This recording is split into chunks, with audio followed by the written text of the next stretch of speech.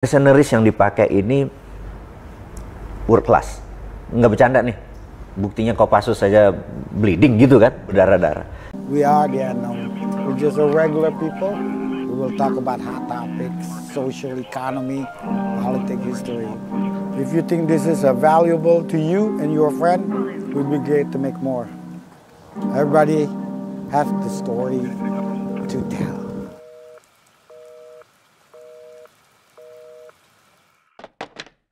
Oke, karena seperti dalam pernyataannya itu kan seolah-olah mengatakan Kopassus berdarah-darah.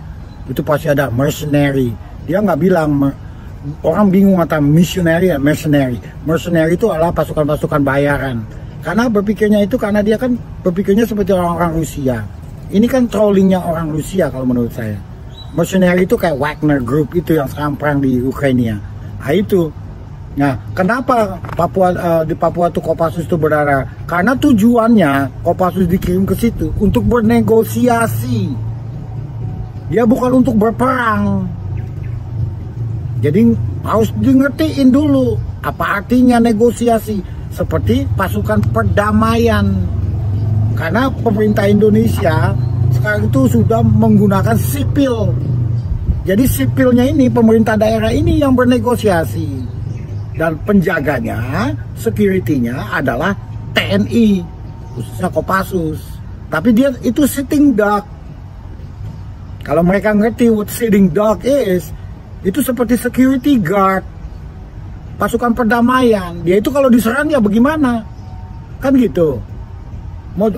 Jadi rule of engagement-nya itulah yang ditentukan oleh pemimpin daerah. Mau bagaimana itu? Karena mereka punya otonomi, kembali lagi kepada saya, untuk menciptakan kondusif di Papua, itu pemimpin-pemimpinnya itu harus mengambil keputusan. Ini maunya dinaikkan statusnya atau diambil alih oleh negara. Seperti Pak Jokowi. Kalau jalanan tidak dibetulkan oleh pemerintah daerah, kabupaten, dan wali kota, Pak Jokowi ke sana, dia akan ambil alih kan? Kalau dia mengambil alih, berarti dia akan menentukan orang-orang dia. Bagaimana caranya sesuai dengan tupoksi dan pengalaman dia untuk menyelesaikan masalah itu. In the end of the result-nya itu diambil alih oleh pusat. Maka itu di Papua itu dikasih kesempatan orang-orang di Nduga, di Mimika, di Bintang, di Papua untuk bagaimana kamu mau melakukan ini, bikin perdamaian atau tidak. Kalau kamu nggak bisa, ini sampai orang-orang yang tidak bersalah diperkosa, dibunuh, ya tentara-tentara kita dibunuh, ditembakin, pos-pos penjagaannya direbut, diserbu, ya kita kan nggak akan diam lagi. Nah itu yang memang kalian inginkan. Berarti kan itu namanya jebakan Batman. Itu saja saya katakan ya, jebakan Batman. Nah itu hati-hati TNI, karena dijebak oleh pemimpin-pemimpin di sana. Kalau kalian mau bertemu dengan saya akan ke sana bicara secara langsung supaya kalian bisa mengerti. Itu pemimpin sipil, itu kalian punya urusan sebenarnya. Kalau kita mau maju ke daerah-daerah yang lain, yang kondusif, yang mau dibangun, kalau kalian tetap mau begitu, kita akan ambil alih. Hal itu kan yang mereka inginkan. Seperti menjelek-jelekan Jokowi supaya Jokowi turun ke bawah, baik-baikin kalian. Padahal triliunan kalian sudah memilikinya. Tidak ada daerah-daerah lain yang memiliki kekayaan uang seperti kalian katakan. In your lifetime. Tapi kembali lagi kepada core-nya, yaitu apa? We are who we are. Kalau kamu mau bermain-main, itu bermain-main kalau nanti diambil alih. Seperti sekarang ini sudah dinaikkan oleh TNI. Berapa casualty, berapa korban harus terjadi sampai kalian itu berani mengorbankan orang-orang pembangunan dengan kamu punya RICE itu 4. RICE, R-I-C-A. Google aja. Ya, biar tahu. Maaf. Sekarang ini sudah menggunakan sistem yang jelas, transparan. Nah, kalian harus berani transparan. Bagaimana menyelesaikan masalahnya? Jangan sampai berdarah-darah itu selalu digunakan oleh orang trolling seperti ini, menggunakan gaya Rusia, ya kan? Narasinya seolah-olah di situ ada mercenary. Iya betul, yaitu Kogoya itu mercenary. Orang-orang dibayar untuk membuat kacau. Sama terjadi di mana-mana, preman-preman itu membuat kacau itu supaya apa?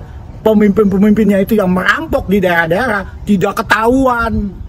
Mereka yang jadi bilangnya the black triangle. Saya yang instigasi, saya yang jadi korban, saya yang jadi hero. Ya kan? Nanti kalian in the end of the day, setelah terjadi konflik besar-besaran, kalian bilang damai, damai. Nah, itu padahal kalian yang memulai, kalian menjadi korban, kalian mau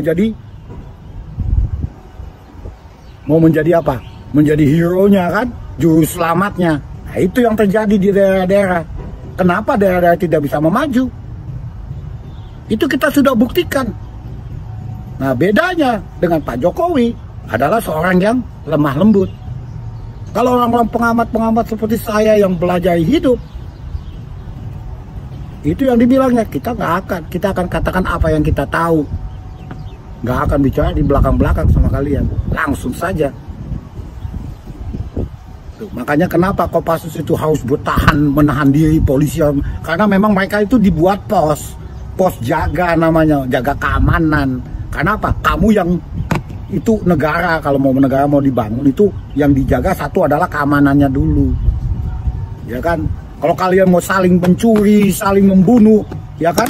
Kita hanya menjaga, melihat supaya jangan terbunuh siapa? Anak-anak, perempuan. Kalau kalian laki-laki mau bunuh-bunuhan, silakan, itu urusan dengan kalian. Kalau saya dari dulu di sana, itu silakan, cuma ada jamnya. Ada jamnya, jam 11, habis pasar mama-mama, kalian boleh perang. Semaunya, tapi anak-anak tidak boleh ikut, karena anak-anak harus sekolah. Ibu-ibu harus diminggirin, kenapa? Ibu-ibu itu kan harus menjaga anak-anak. Kalian mau bunuh-bunuhan itu, kalian udah bunuh-bunuhan juga dari zaman 6.000, 10.000 tahun yang lalu sudah begitu. Itu urusan kalian. Tapi kalau mau memimpin secara model, secara bangsa yang mau membangun bangsanya, ya kan, demi masa depan anak-anaknya, harus sipil. Tidak semuanya menggunakan senjata. Senjata itu adalah the last resort. Kopassus, TNI itu the last resort. Itu namanya. Kenapa kalau terjadi invasion Amerika kemana-kemana itu karena sudah tidak ada lagi negosiasi yang jelas. Itu terjadi di Somalia, di mana-mana. Akhirnya apa? Kalau orang-orang itu tidak bisa mau ditinggalkan, ya itu terjadi kekacauan. Oke? Right? Stay safe.